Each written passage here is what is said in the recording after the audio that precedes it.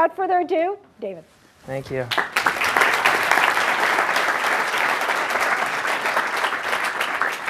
Hi. Thanks for coming in the rain. I know the weather can have an impact on how things turn out, and I'm glad that we had a great turnout here today. I started out with a picture of the greatest entrepreneur that never lived, Willy Wonka, so we have a fond appreciation for him. When I was asked to give a talk about entrepreneurism, it sort of got me thinking along the lines of, well, I've never thought of myself as an entrepreneur. People sort of use that term a lot, and it's bandied about that, entrepreneurism is like a career. It's like something you decide you're going to do. And a lot of people say, I'm a serial entrepreneur, I'm going to go do entrepreneurial stuff.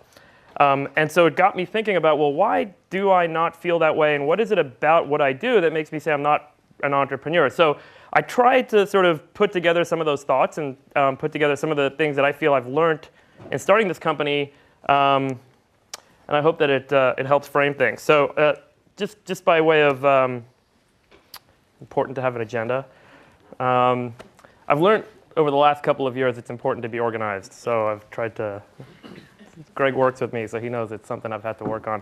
So I'm going to talk a little bit about my background and a little bit about the company that we started about 5 years ago called Weatherbill. And then there's sort of some learnings about entrepreneurism and some ways that I like to think about entrepreneurism now that that I thought I'd share with you. So I was born in South Africa. In Cape Town is where I spent my youth. When I was 6 years old, my parents and my sister and I moved to the United States. At the time, in 1986, when we moved, apartheid was ending in South Africa, and for those who aren't familiar with the history, a lot of folks left the country. My parents' family, both sides of the family, everyone seemed to move to London. It's a popular place to find oneself after South Africa. And my parents set out on what I would call sort of their entrepreneurial conquest, which was to become big filmmakers in Hollywood. So they were filmmakers in South Africa, worked for the public television station there, and they wanted to go and have a shot at making it big. So they took my sister and I, and we moved to Los Angeles when I was 6 years old. When we moved, in 1984, the first Macintosh computer came out. My dad had bought one of the first Macs made available in South Africa, and he used Mac Paint and our old ImageWriter printer to print up a sign that said, "Go for gold." And he took the sign and he put it up in my mom's editing room where she edited her films, and that sign sat there as sort of a reminder that they made this big change in their life when they were young with 2 young kids in tow and no money to make it happen, to come to LA and try and go for their dreams and try and make a new life for themselves. And I'm assuming, I haven't really delved too much into it, but I'm assuming there was some sort of relationship between my parents' attitude towards making life decisions and what I ended up doing in my life later on. So when I grew up in Hollywood, I went to the school with all the Hollywood kids, but we didn't have a lot of money and there was a lot of unemployment, and my parents struggled in Hollywood as a lot of independent filmmakers do over the years. And I was always sort of the kid at school who didn't really have the ability to afford all the things that the other kids could. I always felt a little bit constrained and a little bit as an outsider and not very socially well adjusted. And it was sort of, when I was 16 years old that I got my first opportunity to leave and get out of there and try and change my life. I've realized, looking back, that was sort of why I ended up leaving. I went to upstate New York to a school for a year where I actually got a job working in a pool hall. And the owner of the pool hall was really big into playing poker, and I started playing poker with him and the local bookie that ran the books for all the sports betting in upstate New York.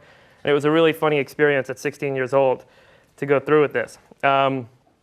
I ended up coming back to California and starting a program at Cal.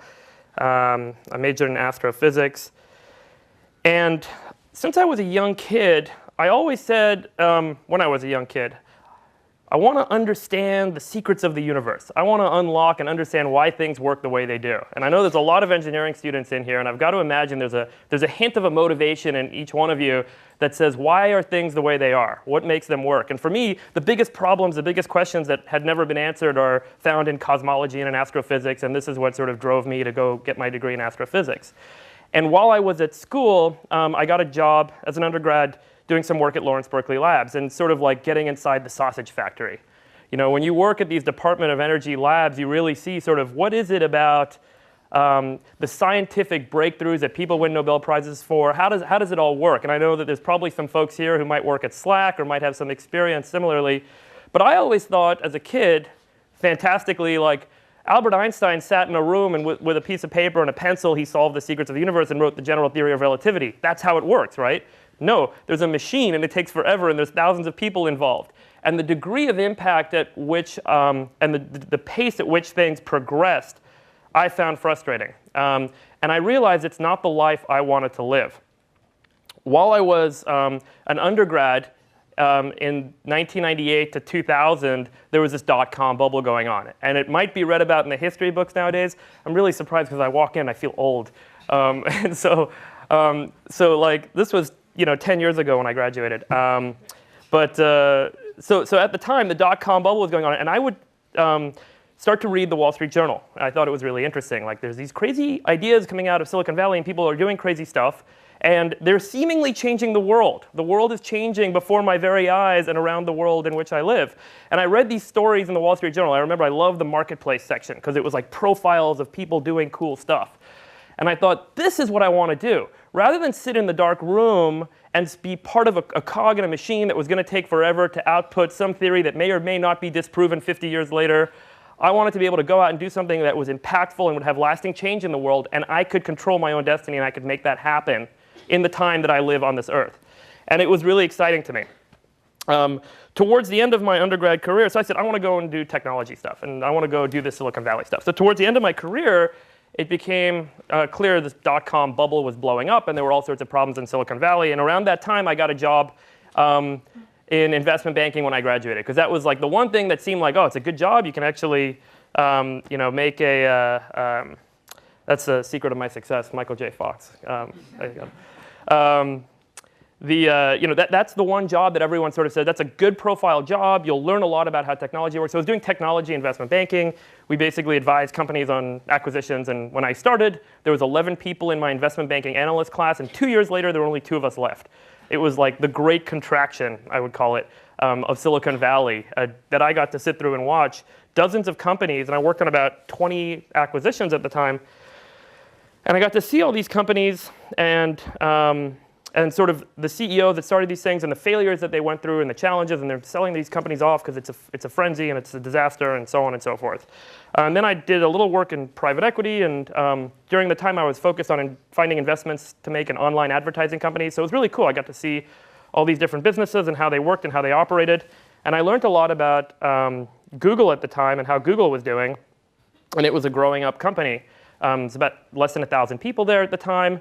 There was clearly a future in front of it. It was still a private company, very secretive, but there was a good understanding of sort of what was going on there. And they were forming a corporate development team, and so I took advantage of the opportunity and joined because, let's see how a business works. This is something that's interesting and exciting, and I've never actually worked at a company and seen how these companies work. And the exciting part about private equity was you could invest in these businesses and see them grow. Well, now you could actually be a part of it, so that's why I made the move to Google. And I learned more in Google than I did at any other point in my career, in my life for that matter, because there was so much going on. By the time I left Google, there was over 10,000 people. And I left Google to start Weatherbill. So let me tell you the story. In 2002, I used to drive past down the Embarcadero to get on the 280 to go to work, to get on the 280 and the 101 to go to work in Foster City. And I used to drive past this place called the Bike Hut. It's right next to AT&T Park on the Embarcadero. And they rent bicycles to tourists, and they ride them around on the waterfront. And at the time, when I was doing investment banking, I was learning about finance, and I was learning about business and how, managers think about their P&L and their operating and their income statements and so on. And every day it was raining, the Bike Hut would be closed. So the guy wouldn't even come in and open up shop because tourists aren't renting bikes and riding around in the rain. So the dude didn't even show up to work.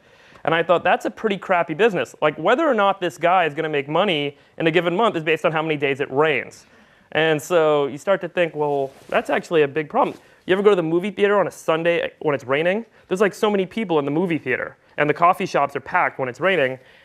No one goes to the ski resorts when it's warm and it hasn't snowed. So like, you start to think about it, and it turns out that And I love this statistic. This is our big number. The 70% of businesses are affected by the weather every year.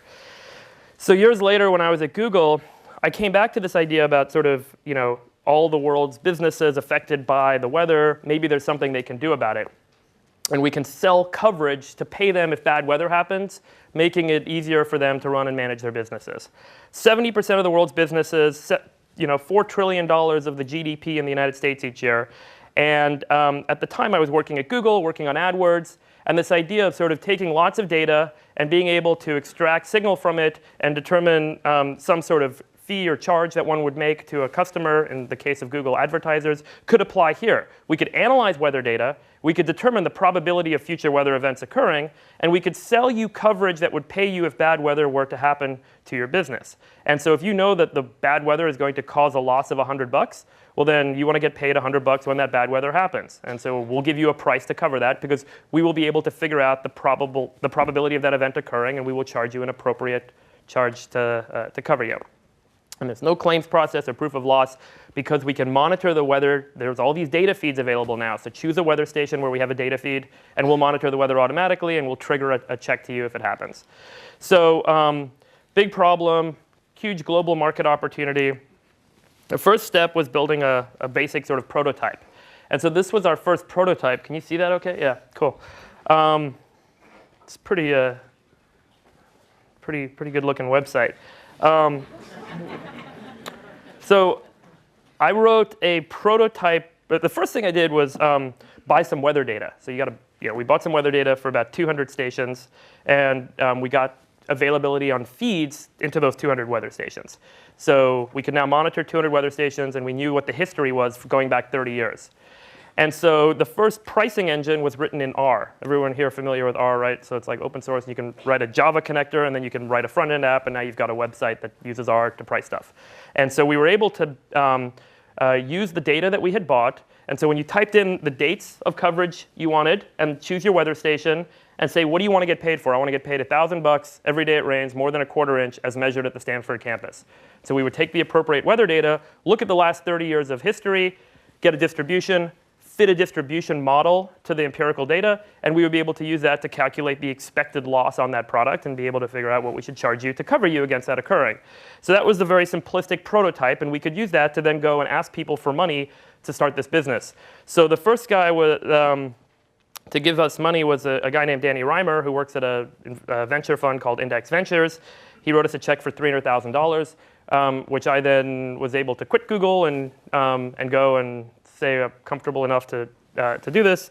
And when I quit Google, I left a lot of stock on the table and a lot of money behind. And I didn't have a lot of money at the time. And it was kind of like, well, why not? Like, let's just take advantage of this opportunity we have in life. And when you're presented with opportunities where you feel you can make a really big impact, it's worth doing it in light of the sort of comfort of not doing it.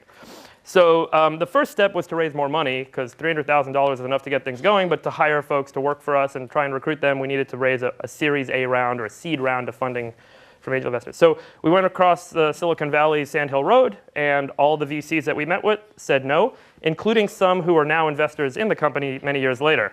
You can never hold a grudge in Silicon Valley. Just always smile and say, I'll take your check. Thank you very much. So we completely failed at raising money. Because we went to these VCs and we're like, we're going to start this business that pays people for bad weather. And they can choose the weather they want to get paid for, and we'll figure out the probability and we'll cover them. Like, that is not an X for Y business. I call them X for Y. It's like Groupon for moms. Like, it's a lot easier for people to understand something in the context of how they're already operating, or in the context of other business models, or in the context of how things operate today. So to sort of come at this from a fundamental problem with what we think is a good technology solution was sort of a little bit challenging to sell. And granted, we probably weren't doing a good job selling at the time. And over time, we refined the pitch and we refined the story. And this is a completely greenfield. No one knows what's going to happen with what we're doing.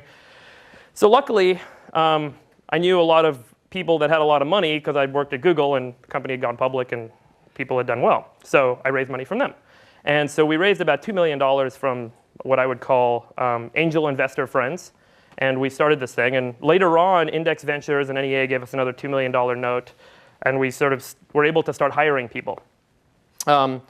So This was our launch. We launched in January of 2007. This is the best picture I could find. I did a Google image search for phone booth in the middle of a field, because that's sort of what it felt like. Right? We did this great big build, right? And we were like 24/7, no sleep, for months before we launched in January of 2007. And the idea was we would put that great website that you just saw up, made it available to the world, and the 70% of businesses that had problems with the weather or were exposed to the weather would all show up, and they would finally say, finally, I'm a lemonade stand owner. I've always wanted to buy this product. I'm so glad you put the Weatherbill website up. Let me pull out my credit card. And they would start buying stuff. So no one bought. At the time, we also had to do a lot of learning about regulatory stuff. So we met with the CFTC and lawyers, and we're like, we didn't have insurance paper. That's a whole nother multi-day lecture about how insurance works. And it's a painful lesson we've all had to learn. But we wrote these products as derivative contracts, over-the-counter derivatives, the thing that blew up the economy. That's sort of what everyone calls it now. But at the time, it was like efficient and stuff. So we use these over-the-counter derivatives, and we had to figure out how to make all this stuff work. So there was a lot of plumbing involved in pulling this whole business together with the big sort of launch out to the world. We moved from 200 stations to 400 stations. So now you can measure the weather at 400 different places. It's amazing. Went to industry conferences and learned about what was going on in the weather derivatives market, which is used by energy companies and so on and so forth. So in that first year, after no one came to the website to buy coverage, I was sort of, along with the rest of our early team of endeavorers, pioneers, cold calling businesses in all these different industries. Like, why aren't you buying? So, hey, Mr. Construction Company, doesn't it cause delays in your operations when it rains? Or, hey, Mr. Farmer, like if there's a freeze, you're going to lose your entire citrus crop, right? And you start to end up in these consultative dialogues with these potential customers. And cold calling was something that I would say is sort of a critical, something you shouldn't be afraid to do if you're dealing with customers, because you're going to have to do it to understand what your customers want.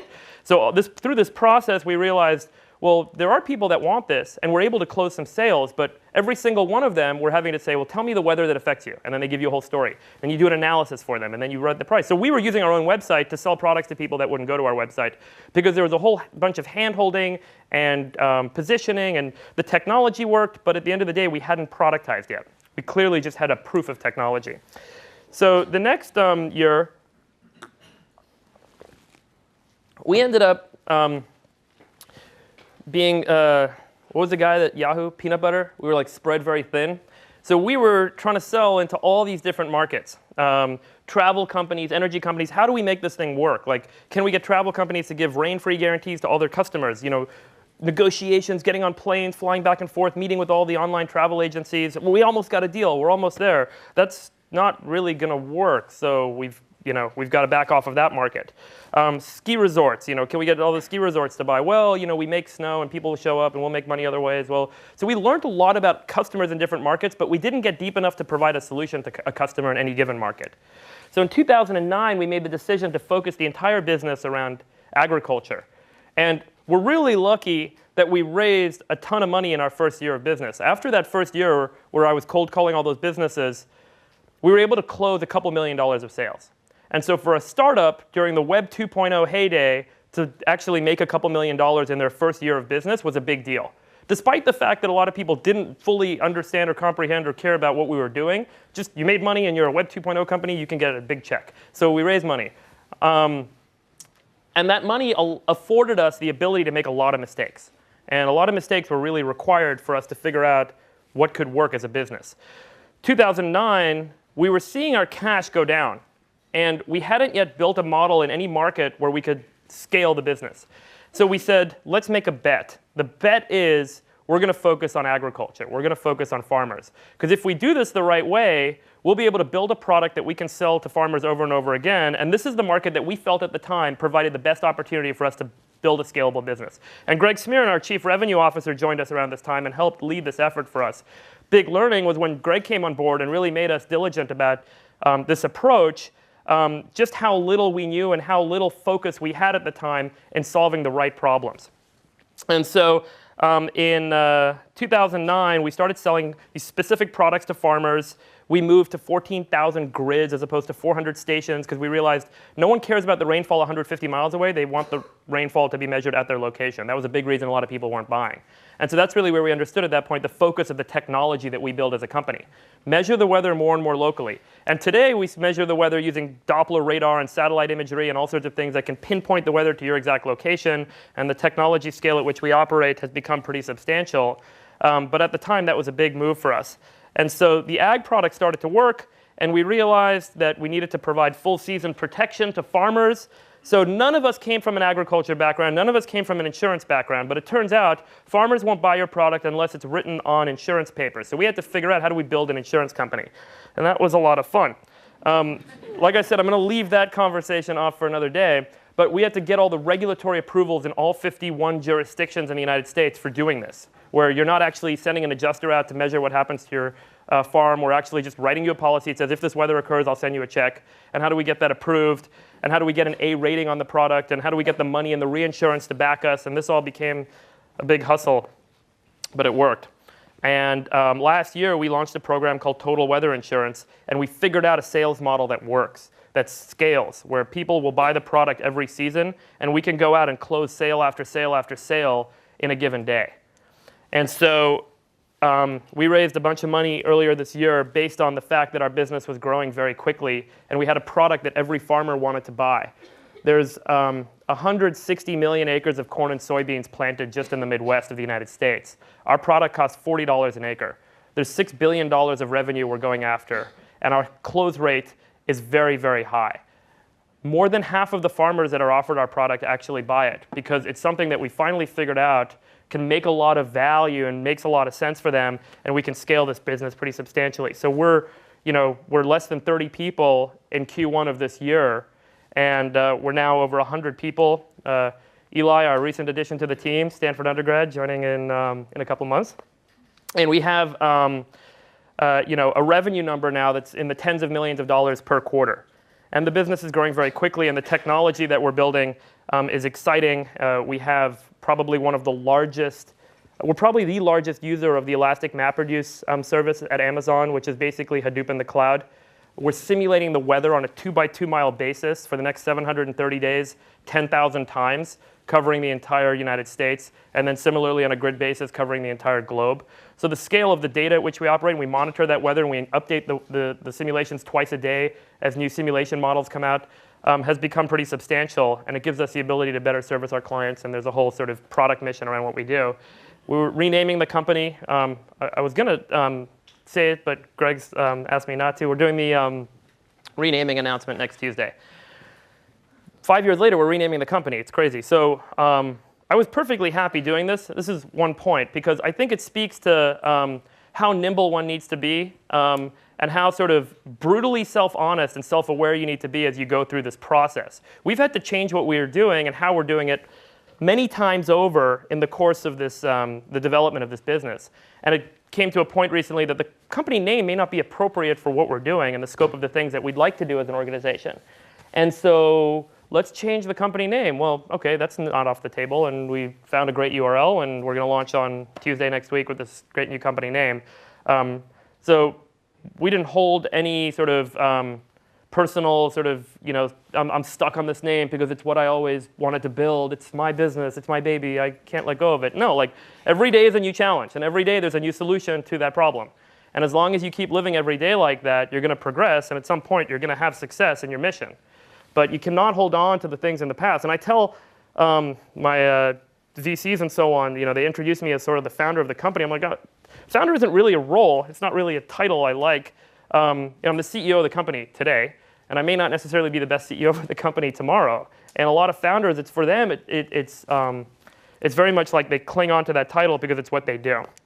But it's important to avoid it. So I want to talk a little bit about some of the learnings of the last couple of, I'm just checking your clock here, of the last couple of years. So first one, doing a startup. I might alienate the, I don't know, but I might alienate people with some of the things I'm going to say, but I'm just going to speak from the heart. The first one is I hear a lot of people in Silicon Valley say, I'm going to go do a startup. And this is similar in the vein of I'm a serial entrepreneur. Doing a startup has about as much meaning as saying I'm going to jump out of a plane. What I mean by this is that doing a startup is really an activity or a way of organizing a group of people around a problem that they're trying to solve.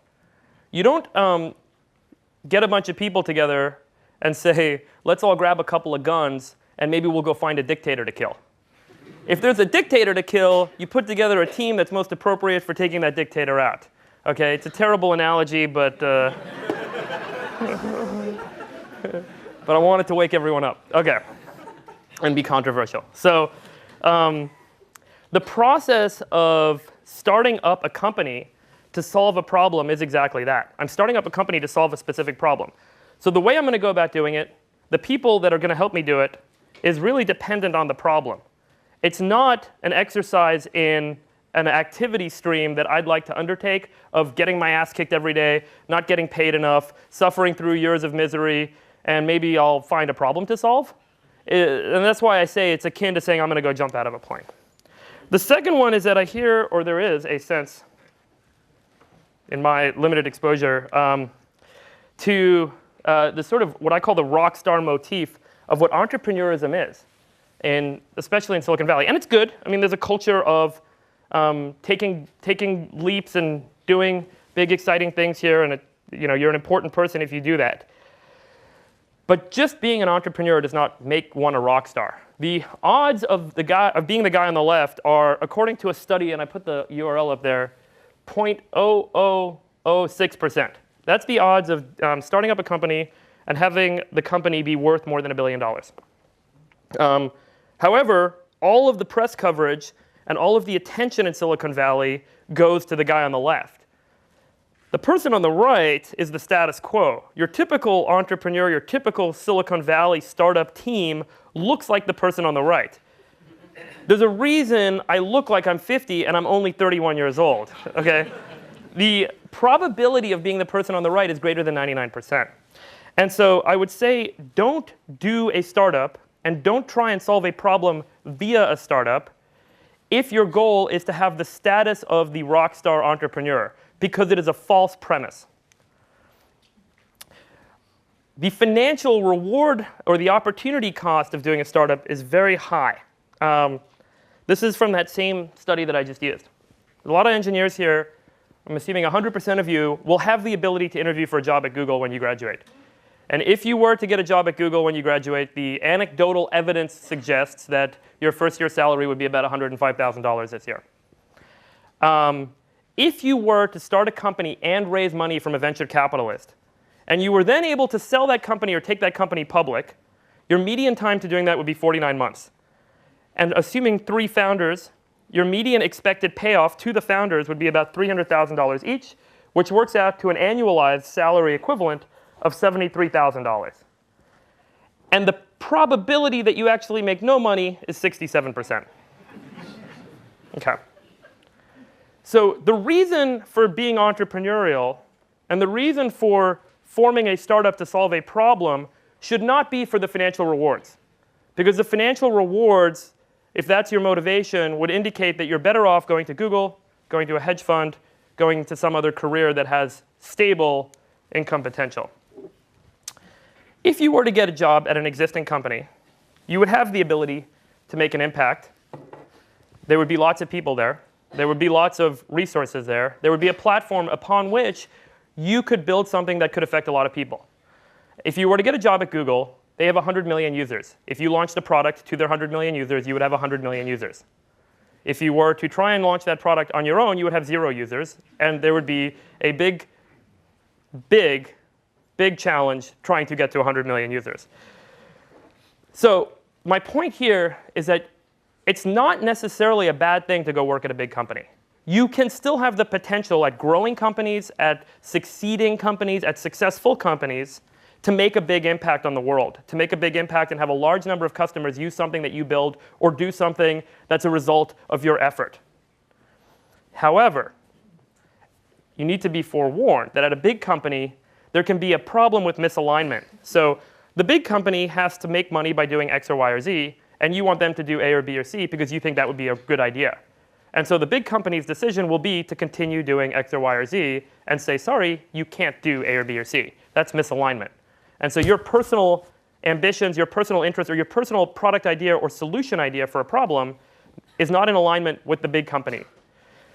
Scale can constrain a big company's ability to do things. So big companies might have several people involved in the decision-making process, and that can make it that much more difficult for you to get a decision made that what you're trying to do is worthy of resources and worthy of showing to the 100 million users and so on and so forth.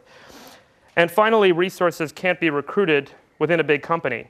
You don't own your destiny. Resources are granted to you. You were told, here's how many people can work on your team, and here's how much money you're going to have, and here's how long you are allowed to apply your time for which we're paying you to do X or Y or Z.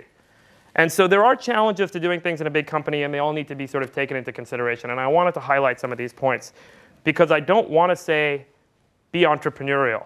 I want to make sure that everyone in this room walks away from this discussion today and is completely reflective about what it is you want out of life, and then making a choice that's based on some of the things that I'm trying to tell you about today. And that you think and are self-aware about whether or not the decision that you're going to make is going to best help you achieve what it is you want from life. This is my L. Ron Hubbard Dianetics cover slide. It's actually, what was that movie, The Tree of Life? It's a great film. In 40 years, none of your failures will matter. And none of the small things that you succeed at doing will matter. What's going to matter are the big things that you achieve in life. And for some people, that's about having a family. For some people, it's about leaving kids behind. For some people, it's about writing a great book. For some people, it's about changing the lives of a few people. For me, I want to know that I affect the world in an impactful way and in a meaningful way that lasts, and that it is going to last once I'm gone. So the only way I'm going to be able to do that is through entrepreneurism. And that's why I call it existential entrepreneurism. Because for me, I find meaning in life by doing what I'm doing. Because for me, my life is, and when I look and say, what is it I want from my life? I want to leave a lasting impression on the world. I want to leave a mark on the world. And the only way I can think about doing that and having a big enough impact is to be entrepreneurial. And so I want to be able to look back at every day and say that I made the effort to do that. Even if I fail, that's the decision that I'm making every day to live an entrepreneurial life. So that's sort of some discussion about the premise, why one should be an entrepreneur. And I want to talk a little bit about the process. So the first thing I'm going to talk about is called getting rid of luck. This is sort of the strategy of entrepreneurism, in my mind. And the second one is grinding. It's like a poker term. If anyone plays poker here, I used to play a lot of poker before it was big, and we only played limit hold'em. And the difference between limit hold'em and no limit is you got to grind to make money at limit. You cannot get lucky when you go all in and make a bunch of money on a pot. You actually have to sit there for hours and days to make money. It was a very painful undergraduate lesson. And so the second piece is what I call the grind, is the tactics of entrepreneurism. So I equate these things to be the same: luck, risk, and the unknown. When you say I got lucky, you got lucky because you didn't know what was going to happen. So the corollary is, if you know what's going to happen, there's no luck, there's no risk, and there's no uncertainty in what it is you're doing. Therefore, shouldn't your objective be to know what is going to happen? And your pursuit should always be to remove the unknown from the equation. And that's sort of the fundamental premise of how I think about building the business. Figure out what you don't know, and then know it. And at the end of the day, you'll be left with truth or fact, and you'll know exactly what's going to happen, and your business will achieve what it is you're setting out to achieve. I had to throw a formula in. This is sort of a very basic, like, discounted cash flow analysis of the value of a company. So the value of a company is their near-term cash flows plus what's known as this terminal value, this perpetuity value.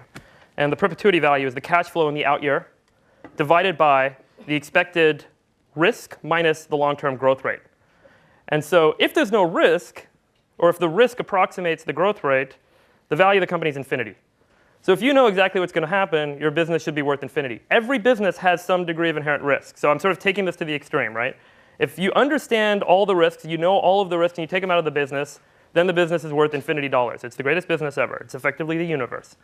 If, however, you are constrained by a lack of knowledge about where the markets are headed, a lack of knowledge about what competitors might do, a lack of knowledge about whether a product will succeed, a lack of knowledge about whether you can get the product sold at a particular price point, or about whether you can keep your operating costs low enough to sustain your profit margins.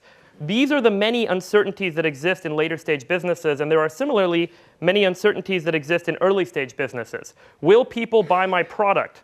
It's a good first question. Do users find my value proposition valuable?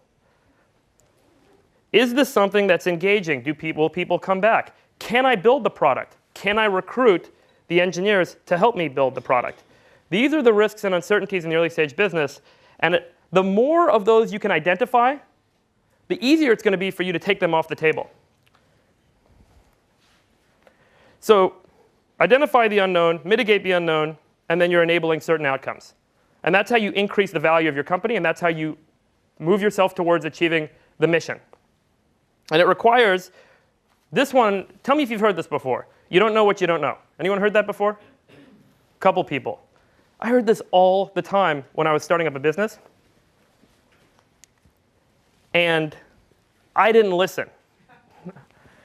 This was the biggest thing that I missed out on when I was starting a company. And it's basically become the premise of how I think about the strategy of entrepreneurship and the strategy of what we're trying to do. Because it's not until you get hit in the back of the head with something that you weren't thinking about that you wake up to the fact that that should be what you focus on. What do I not know? Because the rest is tactics.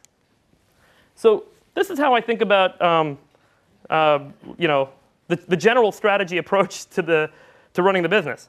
You try and put as much stuff as you can in the left column, and then you try and move it to the right column. And then the rest is just tactics.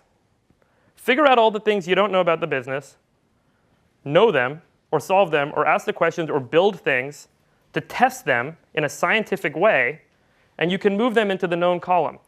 Will people buy my product? Is there a positive ROI marketing model for what I'm trying to do? You can build a test for that. You can build a product for that and see if it works. There's a lot of different approaches for the tactics, and that's all nuanced around the kind of business you're building. But in general, if you focus on knowing what it is you don't know, you're taking the risk out of the equation and you make it known, you've figured out what to do next. This is one of my early slides from when I raised the Series A for Weatherbill in August 2007, this slide is from. So when we first raised money, we said, here's all the stuff we don't know. And then we started to know it. And then it's like, uh-oh, now there's all these other things. And we added those to the list. And the more you're transparent about this, the more your team will believe in your mission, the more everyone in the company will be aligned with what it is you're trying to achieve, and the more investors will believe in you being the right kind of person to execute on the opportunity you have in front of you. Because this is total transparency about what's working and what's not, and it makes it very clear to everyone about how you're going to succeed. How do you succeed? You got to grind. This is the Wright brothers example. I have a couple slides on this. I got to visit Kitty Hawk in July. Was it July? July 4th. Pretty cool. Anyone ever been? Really awesome. I was inspired. I spent the day walking around by myself. And they had their shack there. But we'll show a picture of the shack in a second. This guy, Otto Lilienthal, aviation at the time was sort of like the cool engineering thing to be thinking about in the late 19th century. And Otto Lilienthal was one of the early sort of aviation pioneers. And he wrote this in the Aeronautical Journal. It said, while theoretically no difficulty of any considerable importance precludes flight, the problem cannot be considered solved until the act of flying has been accomplished by man. Duh. In its application, however, unforeseen difficulties arise of which the theorist can have no conception. And this really highlights the fact that it's the grind that's going to end up making the difference. He died a few months before this was published because he got on a plane or a glider that wasn't built right and crashed. Irony. Around the same time, the Wright brothers, who had a background working in the printing industry, they saw this cool new thing. The internet of the day was transportation. And so the Wright brothers saw that all consumers, rather than getting on Facebook and doing social sharing stuff, consumers at the time were riding bicycles. That was like the cool new thing to do. So they bought a bicycle shop in Dayton, Ohio, and they started building bikes, and they started building better bikes, and they started engineering them. And then they read this Aeronautical Journal, and they wrote to the Smithsonian. And the first step was learning. So when there's something you don't know, the first thing you can do is you can start researching and learning. I didn't know anything about weather. I still know very little about weather. I didn't know anything about insurance. I've had to learn a little bit about insurance. And along the way, the needs of the mission, the problem we were trying to solve, mandated that we learn stuff that we didn't already know. And so the first step was these guys started writing to the Smithsonian, and they requested, equivalent to a FOIA Act request nowadays, government request. Send me all the information you guys have on aeronautical research that's been done. And they started reading through all these documents. And they started learning the engineering of the day. They then came up with an idea for a flexible wing, and they built a prototype. And this was the prototype kite glider that they had, and they tested a couple of them. So this was the first step. And they figured out, what do we not know? Why are these gliders failing? And they said, well, now we've got to tactically implement a solution that can allow us to very quickly identify all the things we don't know and know them. So they invented something called a wind tunnel. I actually think it was invented before, but they implemented a new sort of wind tunnel. I don't know what the nuance was, but it was some sort of more advanced wind tunnel. And it allowed them to test over 200 wing designs, and they recorded the coefficients associated with each wing design in a very detailed way that no one had done before. And that gave them the ability to systematically go out and build a better wing that they were then able to use to build a plane and eventually fly. And it was that grinding process. It wasn't a breakthrough. There wasn't some sort of moment of genius with the Wright brothers. There wasn't some discovery or penicillin thing that, whatever, mythology. These are what I call the sort of black swan outlier rock star motif equivalent events that occurred. These guys literally just took the principle of we need to get into the sky. That's a problem. We need to solve it. They found the things they didn't know. We don't know the drag coefficient. We don't know the optimal wing design. And they solved it. And to do that, who knows who's on the right? That's the Oracle from the Matrix. Because she tells Neo, you got to know thyself. And the one on the left is from Ray Dalio. If you haven't read Ray Dalio's The Principles, it's an interesting read. I'm not going to critique it, but it's on Bridgewater Associates' website. But he says there's two yous. There's the you, the designer, and then there's the you that's effectively the actor. So the designer is the one who gets the people together to accomplish a task of X or Y or Z. And you as an actor are good at something. You're either good at writing code, you're good at selling, you're good at operations, who knows?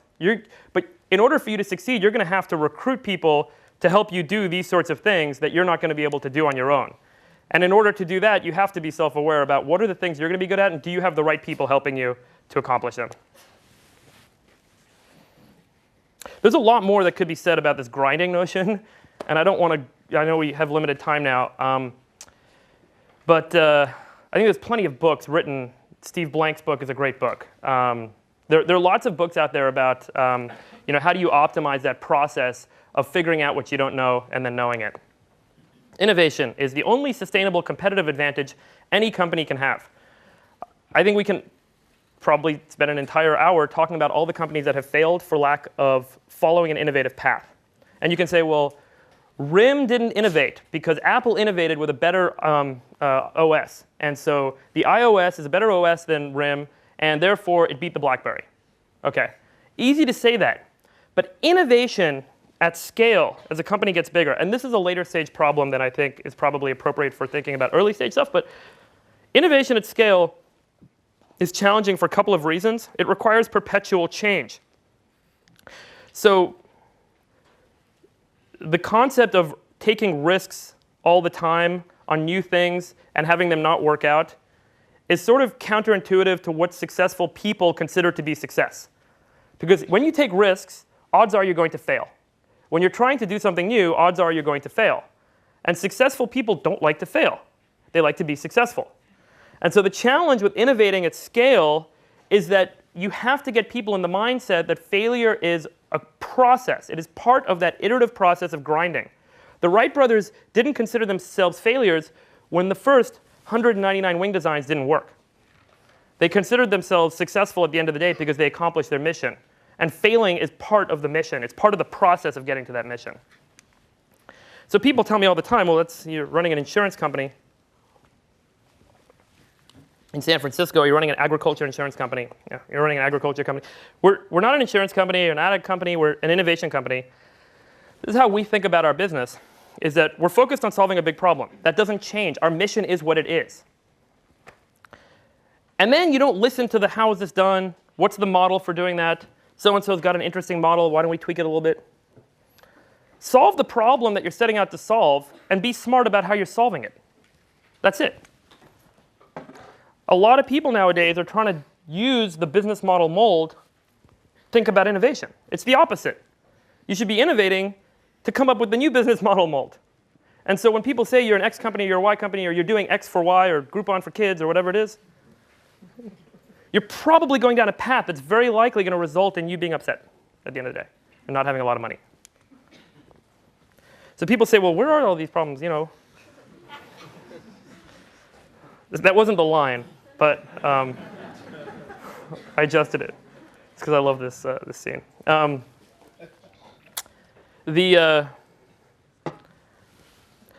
think it goes without saying that a lot of people are doing a lot of similar things in Silicon Valley nowadays. And there's a lot of people, outspoken people, talking about there needs to be more innovation in Silicon Valley.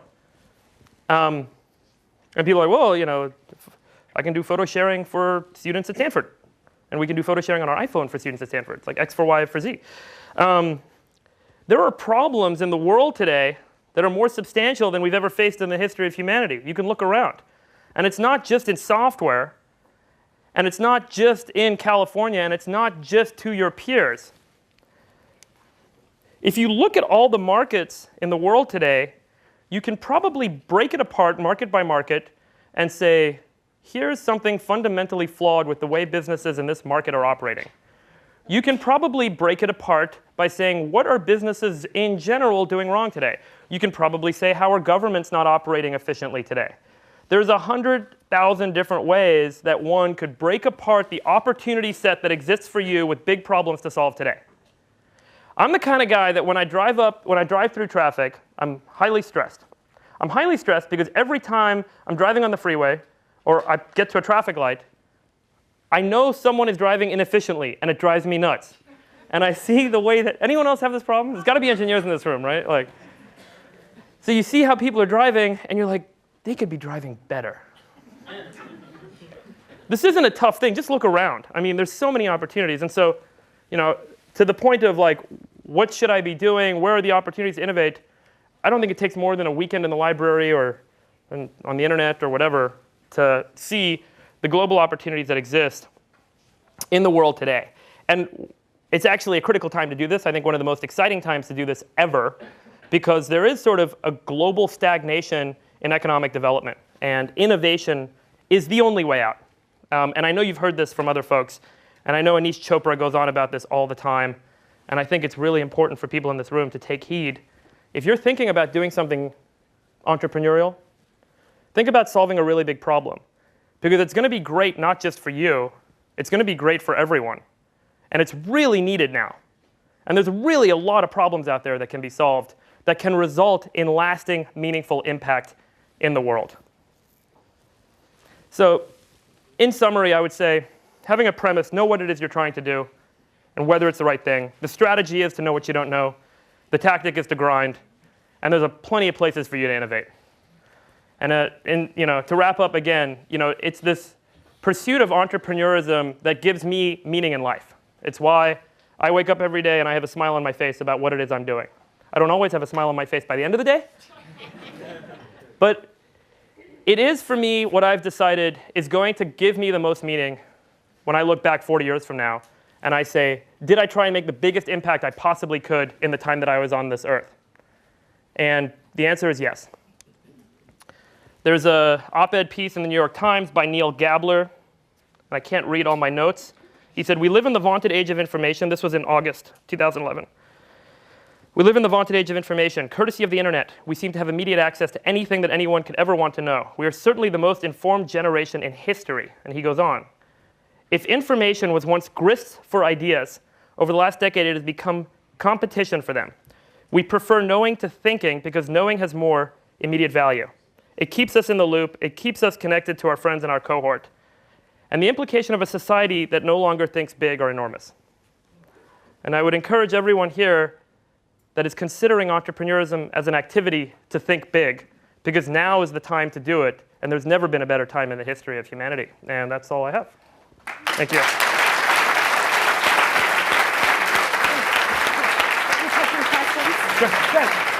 That was a fabulous way to kick off the year, and we can open it up for questions. We've got 10 minutes.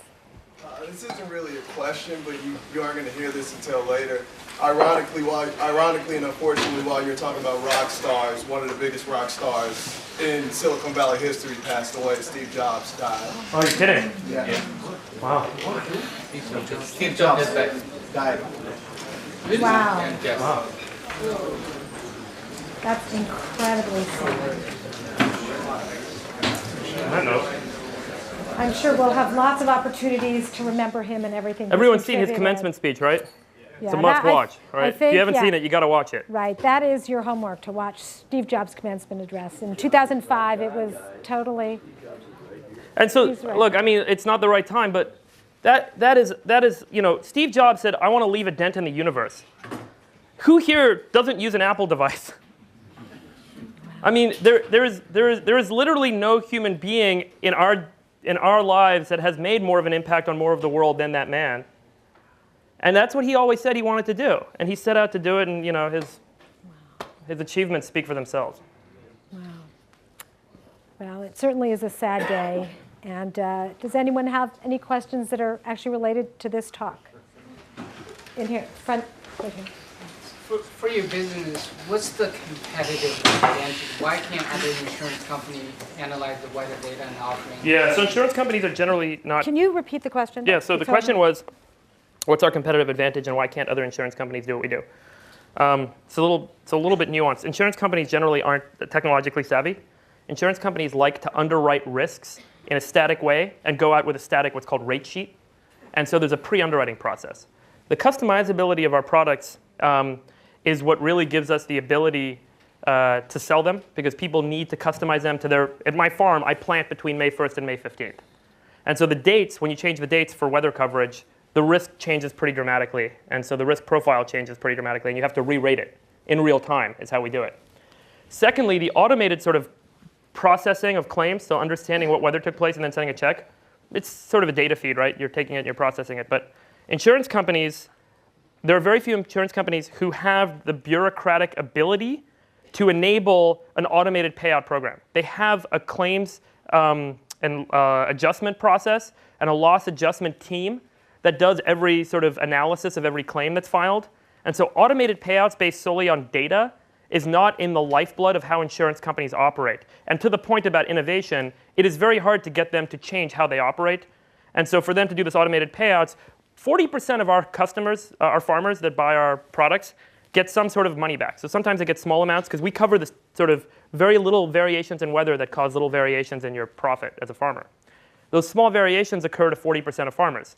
So 40% of our farmers are getting some money back at the end of the season or getting some deduction on the premium that they owe us. And that's called a 40% claims frequency. The typical claims frequency for an insurance company is like less than 3%.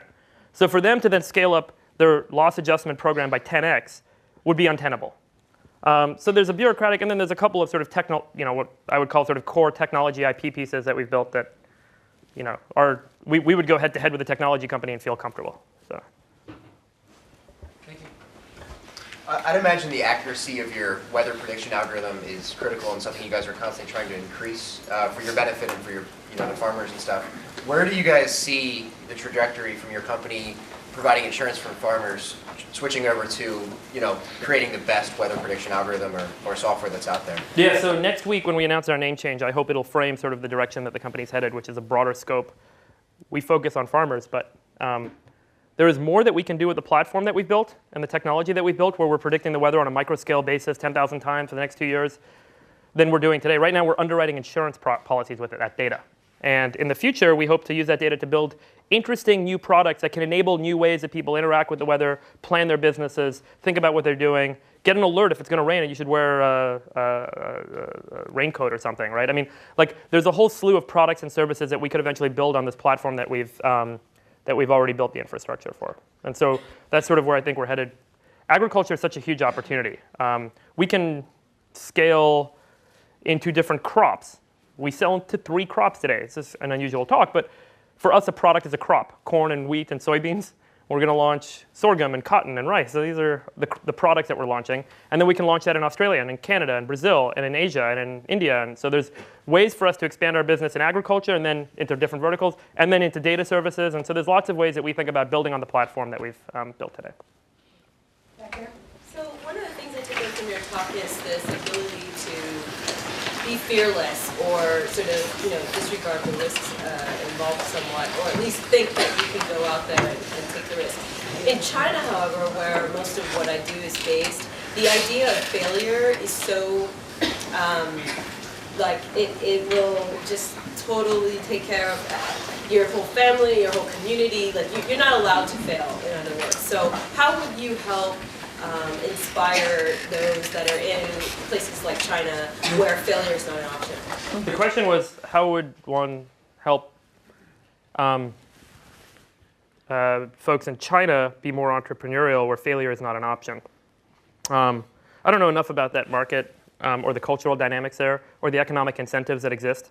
In the US, there are economic incentives. If you build a good business, there's a flow of capital that will give you more money to grow the business, and eventually you can make money by selling the business or taking it public or selling some of your shares or paying yourself a good salary.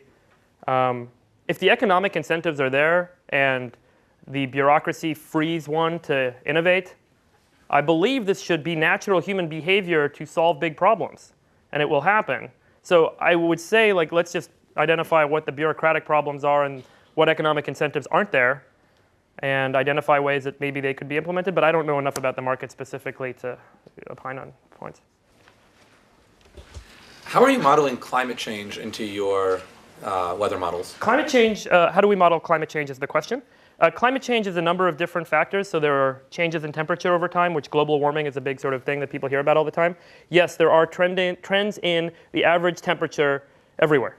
And the temperature on average is going up almost everywhere. More importantly, the trends in how much storm events are occurring, or how frequently we're seeing droughts, or how bad those droughts are getting. There are trends in those indices. And those are the indices that we care most about because that's what we're focused on modeling. And yes, there are trends across the board. The climate is changing. Whether or not the climate is changing as a result of man-made effects, or we're going through a natural multi-decade or multi-century or multi-millennial cycle, I don't know. But there are changes underway, and we model those changes and incorporate them in all of our simulation models. I know you mentioned the fact that you said you didn't know particularly much about either insurance or about farming. How did you get around that when you were starting up your business? Yeah, sorry, the question was, how did I learn about insurance and farming, given that I didn't have any background when we started the business? I mean, we had to learn about a lot of different industries, so we learned about our customers' problems. And then along the way, you learn about the customers. So we talked to a lot of farmers. And then we hired people that know farmers. And we hired people that were farmers. And those are the folks that gave us the insight that we needed to help us think about our business. And so we didn't say there is no way we can do this because we don't know farming. And there is no way we can do this because we don't know insurance. I hired lawyers and asked them about insurance. We hired people with an insurance background to the company to help advise us. And so along the way, you have to make the decisions to be, this goes back to the sort of 2 U's. The designer me has to say, me, the person with knowledge, doesn't know shit about insurance. I need to find someone who does. And so you need to be self-aware. You need to be able to say, we don't have the right people on board. I didn't know how to scale a sales team. Greg does. Greg is our chief revenue officer, and without him, we wouldn't have succeeded at what we're doing right now as a company. And so along the way, you have to make those decisions to recruit and incorporate advice and people that are going to be useful to you. And that's where you have to be smart about those decisions. We have one more question right in the front. How does Weatherbill hedge itself against drastic events like Katrina? Yes, so the question is, how does Weatherbill hedge against drastic events, like catastrophic weather events, I'm assuming you mean? We actually have 100% quota share reinsurance arrangement. So we take no balance sheet risk on the stuff that we write. So when we sell insurance and there's exposure, there's a reinsurer that stands behind us. And at the end of a season, if we make a profit, we keep some of that profit. We also take some money off the top. If we have a loss, the reinsurer covers 100% of the loss. And so we've transferred all of the risk that we have into the guys that have billions and trillions of dollars. And there's a big reinsurance market out there. And venture capitalists don't want to be betting on the weather. They want to bet on a team that can help other people's capital bet on the weather. And so that's sort of what we're doing. Well, I'm sure you'll agree this was an absolutely fascinating talk, and I want to thank you for joining us today. Thank you.